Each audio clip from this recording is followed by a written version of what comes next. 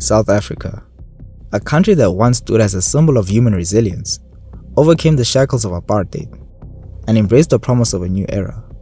However, today we find South Africa at a crossroad where that promise is unraveling, and the echoes of history are haunting the present. The greatest glory in living lies not in never falling, but in rising every time we fall. These words used to inspire strength, but now they hold a haunting truth as we see a country facing critical decisions.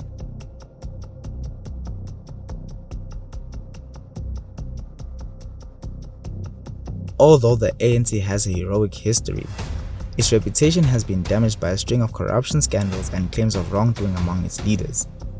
Prominent members of the party have been accused of embezzlement, bribery, and other corrupt activities, leading to a decline in public trust and confidence.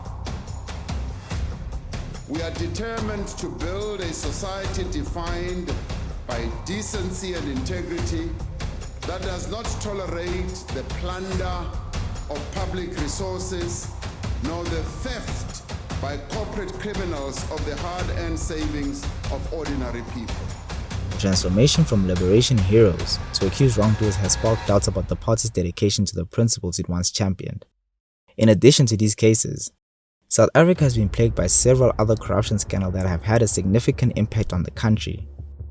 These include the Gupta family scandal, which involved allegation of state capture and corruption involving former President Jacob Zuma and members of his administration. President Cyril Ramaphosa, who promised a clean government when he took over from Jacob Zuma, is now caught in a base scandal called Farmgate. This involved an alleged cover-up of a robbery at his private farm, Phala Phala, in February 2020. The controversy was brought to light in June by Arthur Fraser, the former head of State Security Agency. Fraser, a close ally of Zuma, accused the president of kidnapping, bribery, and unlawful actions in approving the pursuit of suspects who stole around $4 million from Ramaphosa's farm. The ANC have been facing a series of scandals that are just not isolated incidents, but rather they are indicative of larger problems within the party. These problems include power struggles, weak internal controls, and a shift away from the party's original values. In the sense of South Africa, where the stunning scenery meets the struggle of its communities, we discover a harsh reality that needs our focus. Going into the dark undercurrents of gang prevalence and police corruption, which have cast a shadow over the nation's pursuit of peace and prosperity, we find these topics crucial because they are not just statistics, they are a pulse of a nation fighting to break free from the chains of corruption and crime. Gangs and police corruption in South Africa contribute significantly to high crime rates, making it challenging to maintain law and order. Gang activities, marked by violence and organized crime, pose a serious threat to community safety. Factors like socio-economic challenges and limited opportunities for success fuel the existence of gangs. Unfortunately, police corruption further complicates the fight against these issues.